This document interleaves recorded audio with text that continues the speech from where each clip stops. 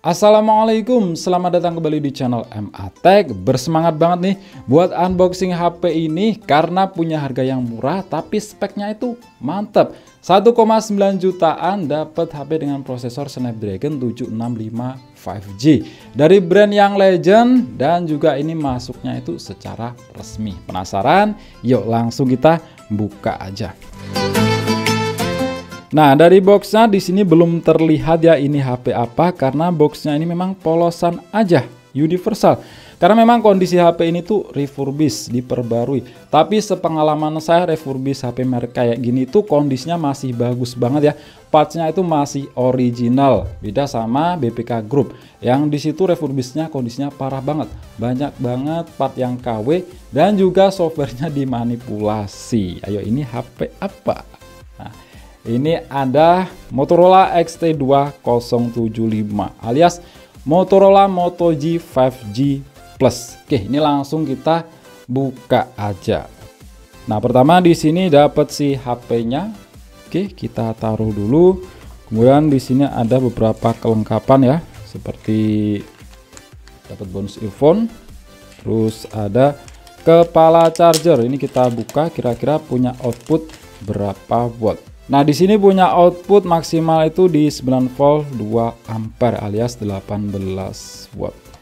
Dan yang terakhir, bukan yang terakhir sih, ini masih ada. Ini ada kabel USB. Nah, ini jelas ini udah Type C. Ada buku panduan. Oke, ini kita rapiin dulu. Nah, Moto G 5G Plus ini punya beberapa kembaran ya. Di antaranya itu ada Moto One 5G dan Moto One 5G UW. Di marketplace lokal itu ada yang jual Moto One 5G UW, itu harganya 2,7 jutaan. Tapi itu ngeri-ngeri sedap karena barang black market itu akan rawan begal IMEI. Biaya unlock IMEI pun itu mahal banget, 900 ribuan itu katanya permanen ya. Tapi nggak tahu beberapa bulan kemudian bisa aja sinyalnya hilang. Kata sellernya sih kebanyakan garansi seumur hidup, tapi itu nggak bisa kita percaya sepenuhnya ya. Karena biasanya sepengalaman saya itu udah lepas tangan semisal sinyalnya hilang. Kalau kita komplain ya nggak bisa karena pesanannya kan udah selesai. Beda dengan HP kondisi kayak gini ya, impor dari luar negeri, itu kan kita udah bayar pajak, otomatis IMEI terdaftar. Nah, itu juga menjadi alasan sekarang itu saya males bahas HP BM atau limbah Jepang ya, karena itu rawan begal IMEI. Jadi sekarang saya itu lebih mending impor dari luar negeri kalau pengen cari HP yang anti mainstream. Moto G 5G Plus. Dari desainnya memang di sini tuh mantep banget ya, build quality-nya itu mantep, meskipun di sini bahannya itu dari full plastik tapi punya finishing yang solid banget. Ini agak berat. Nah, meskipun ini plastik tapi ini asli solid banget. Dan kalau kita ketok dan pencet-pencet kayak gini, ini tuh nggak kopong, ini rapet banget, plastiknya tebel. Dan untuk back covernya ini diberi sentuhan coating ya, mirip seperti kaca. Kalau saya lihat fisiknya ini ya masih bagus banget, khas refurbish merek-merek kayak gini. Beda dengan refurbishnya BPK Group seperti Oppo dan Vivo. Itu biasanya ada bekas lem, kalau enggak ya layarnya itu ngangkat. Oke, kita cek dari sisi per sisi. Di samping kanan ini ada sensor mediasi di jari, terus di atasnya ada tombol volume. Di sisi atas ada lubang jack audio 3,5 mm. Di sisi kiri ada sebuah tombol. Biasanya sih ini untuk masuk ke Google Assistant. Terus ada slot SIM. Kita lihat kira-kira ini tipenya apa. Nah, jadi di sini ini hanya single SIM aja, bukan dual SIM. Satunya ini slot micro SD. Lanjut di sisi bawah ada lubang jack audio 3,5 mm, port USB Type-C dan lubang untuk speaker serta lubang untuk mikrofon. Ini ada tulisan kecil-kecil ya. Made in China, model XT20753. Oh ya, untuk Moto G 5G Plus ini memang XT20753. Kalau yang Moto One 5G itu XT2075 berapa ya? Saya lupa. Bedanya kalau yang Moto G 5G Plus ini udah support fast charging 20 watt. Kalau Moto One 5G itu masih 15 watt. Kemudian di bagian belakang ini ada seri IMEI ya. Ini kita lepas aja biar kelihatan lebih clean. Kemudian di sini ada logo legend dari Motorola. LED flash, ada tulisan 48 megapiksel. Ini ada 4 kamera. Oke, kemudian di bagian depan ini ada layar berukuran 6,8 inch. Ada 2 kamera, ini 2 kamera bukan satu aja. Terus lubang untuk earpiece, sensor-sensor.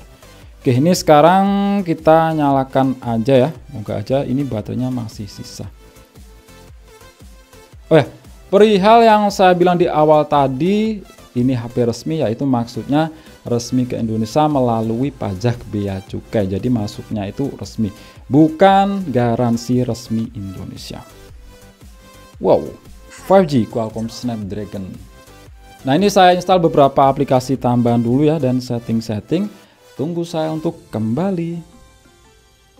Oke, balik lagi. Jadi seperti ini tampilan layar utama dari Moto G 5G Plus yang punya ukuran layar itu 6,7 inch. Nah, ini koreksi ya dari yang saya awal bilang tadi 6,8 inch. Tapi di sini nggak kerasa bongsor ya.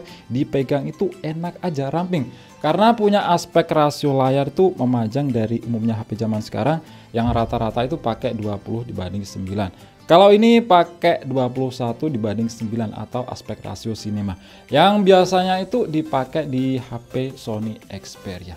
Entah mengapa saya kok lebih nyaman aspek rasio layar kayak gini ya. Ibarat orang itu kayak girl band asal Korea yang tinggi ramping. Jadi enak dipegang. Terus untuk model kameranya seperti ini di pojok kiri atas ini ada 2 ya, bukan satu aja. Dan untuk dagunya ini termasuk tipis. Nggak begitu tebal. Oke, langsung kita coba aja untuk performa sensor indikasi di jarinya. Oke, mantap. Di sini performanya mantap ya, cepat dan sangat akurat. Nah, untuk urusan sinyal ini aman ya. Saya pasang kartu Bayu, ini dapat sinyal karena ini email udah terdaftar di database Kemenkominfo karena udah bayar pajak bea cukai. Nah, untuk aplikasi bawaan ini tuh bersih banget, nggak ada aplikasi bloatware. Saya suka ya UI dari Motorola yang lebih ke stok Android ya, itu sangat clean dan ringan banget dioperasikan. Oke, kita cek di tentang ponsel, terus versi Android. Di sini versi Androidnya itu 11 dengan security patch level di 1 Juli 2022. Nah, ini udah saya update ke versi yang paling baru ya.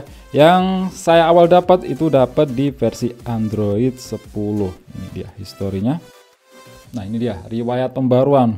Ini banyak banget. Ini saya hitung ada 15, tapi naik ke versi Android itu cuma satu aja. Lainnya security patch level aja. Yang tiap 2 bulan sekali itu dapat. Ini memang rajin banget ya. Terus kita lihat di bagian tampilan. Nah, di sini punya refresh rate layar itu 90 Hz. Ini bisa kita atur ke otomatis. Meskipun keluaran tahun 2020 tapi udah punya fitur kayak gini. Fitur lain di sini juga ada NFC ya. Oke. Yang jelas untuk bahasa ini lengkap karena ini adalah HP global. Terus kita lihat di aplikasi yang sudah saya install. Pertama AIDA 64 sistem. Nah, RAM-nya ini 4 GB. Batas minimal dipakai enak ya di zaman sekarang. Kalau 3 GB itu cukup aja, 2 GB saya rasa kurang. Tapi masih bisa diakali sih supaya berjalan dengan cukup lancar. Itu harus pakai Android Go Edition. Terus untuk internal storage dari 64 GB yang bisa kita pakai itu sekitar 48 GB. CPU atau SoC pakai Qualcomm Snapdragon 765 7 nanometer. Nah, ini 765 tok ya, bukan 765G. Perbedaannya cuma pada clock speed CPU. Kalau 765 tok ini 2,3 GHz. Kalau yang 765G itu 2,4 GHz. Di sini terbagi dalam 3 cluster. Cryo Gold itu ada 2 ya, yang Cortex A76 2,2 GHz dan 2,3 GHz. Kalau Cryo Silver 475 ini 1,8 GHz, itu Cortex A55. Untuk layar resolusinya 1080 x 2520. Nah, di sini tuh pakai panel LTPS. Ini lebih bagus ya dibanding IPS biasa. LTPS itu low temperature polysilicon, itu lebih tajam dan juga lebih hemat daya dibanding IPS. Makanya ini layarnya memang bagus. 6,7 inch, GPU pakai Adreno 620. Nah, ini lebih bagus ya GPU-nya dibanding Snapdragon 695 yang disitu pakai Adreno 619. Oke, baterai 5000 mAh, support fast charging 20 watt. Nah, lanjut kita cek untuk kelengkapan sensornya. Ini ada apa aja? Sensornya sudah pasti lengkap, gyroscope ada, dan yang pasti ini gyroscope hardware, bukan akal-akalan software. Jadi kalau kita buat game PUBG itu nggak kerasa delay.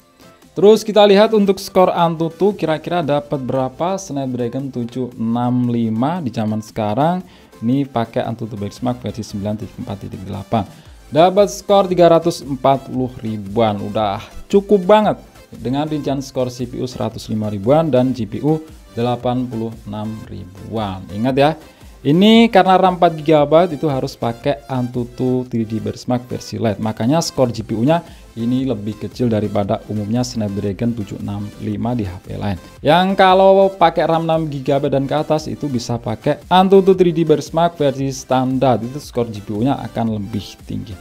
Terus untuk storage test, nah di sini dapat skor di angka 25 ribuan dengan rincian speed baca itu di 929 Mbps, sedangkan untuk speed tulis di 179 Mbps-an. Nah, di sini pakai UFS 2.1. Terus untuk multi sentuh, kalau udah 6 ini pasti udah 10 titik sentuhan, udah mantep. Nah, di sini juga udah saya tes aplikasi benchmark lain ya. Yang pertama kita lihat di Geekbench 5 itu dapat skor single core 564, sedangkan untuk multi core itu 1752. Ini udah lumayan banget, lumayan kenceng. Terus untuk 3D Mark di mode wildlife stress test dapat best loop score 1500 dan lowest loop score itu di 1497, yang artinya ini stabil banget, nggak ada yang namanya throttling. Di sini dapat kestabilan hampir sempurna, kalian bisa lihat sendiri 99,8%. Mantep banget, memang Snapdragon 765 zaman dulu itu sangat-sangat stabil performanya. Nah, yang mantep juga di sini kan punya kapasitas baterai 5000 mAh. Saya tes aplikasi PCMark itu dapat baterai life yang gila. Ini 20 jam lebih loh. 20 jam 25 menit. Dan di sini juga bisa kita lihat ya, ini kesehatan baterainya masih mantep banget.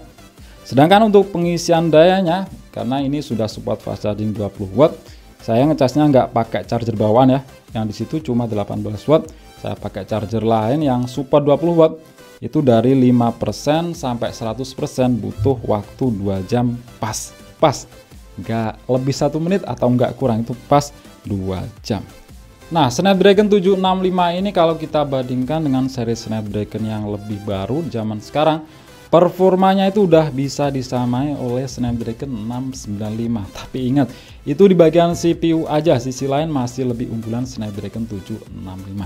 Karena Snapdragon 695 itu udah pakai Cortex A78 6 nanometer, sedangkan Snapdragon 765 ini masih Cortex A76 7 nanometer. Sisi lain yang unggul di Snapdragon 695 itu versi Bluetooth juga sih ya, versi 5.2, sedangkan Snapdragon 765 itu masih pakai versi 5.0. Sisi lain seperti ISP, NPU, GPU, terus modem itu masih unggulan Snapdragon 765.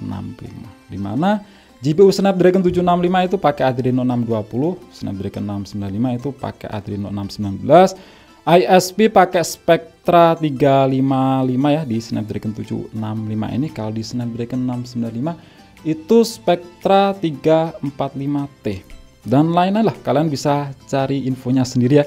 Kalau saya bacakan lebih detail di sini bakal panjang banget durasi videonya.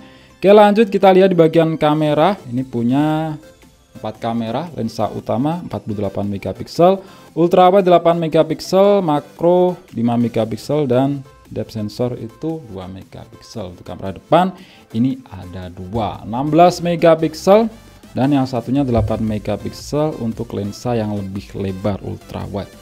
Untuk mode-modenya di sini ada portrait, potongan, makro, warna titik dan lain-lain. Nah, makronya di sini udah autofocus. Ini bukan fix fokus ya, tapi udah autofocus. Mantap. Terus mode malam panorama, dan lain-lain. Kita lihat di pengaturan. Untuk resolusi video bisa merekam hingga resolusi 4K, Full HD 60 fps bisa. Dan mantepnya di semua resolusi itu bisa pakai yang namanya AIS. Ini 4K 30 fps.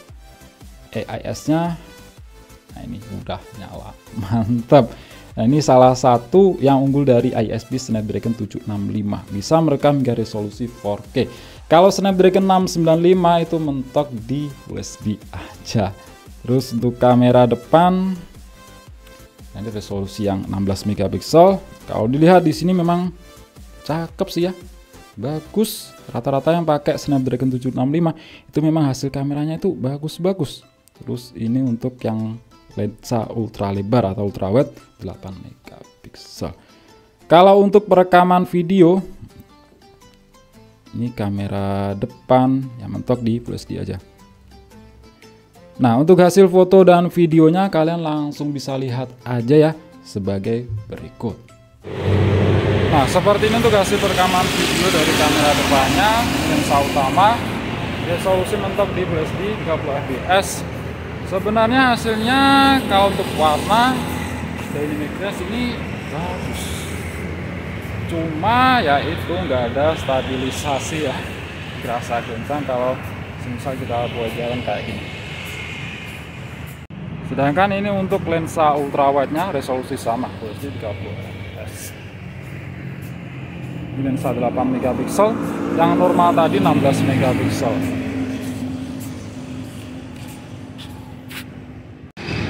Oke, seperti ini untuk hasil perekaman video dari kamera belakang Moto G5 G Plus. Ini lensa utama, merekam di resolusi Full HD 30 fps. Ini kalau saya lihat di layar, ini sangat-sangat stabil ya, meredam goncangan. Ini kondisinya agak mendung, tuh mendungnya udah mulai merapat. Memang di daerah saya ini sering banget turun hujan. Kita coba untuk lari ya. Full HD 60 fps, stabilisasi masih jalan.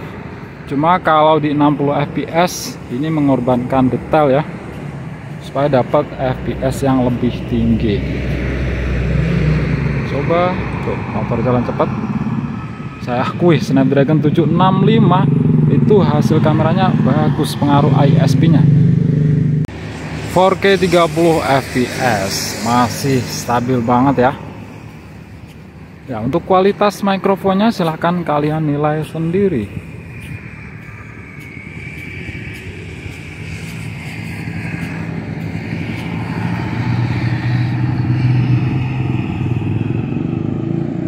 Lensa ultrawide mentok di resolusi Full HD 30 fps, stabilisasi masih ada, stabil banget. Untuk ukuran lensa ultrawide ini termasuk bagus ya, hasilnya itu gak jomplang dengan lensa utama. Kita coba untuk lari.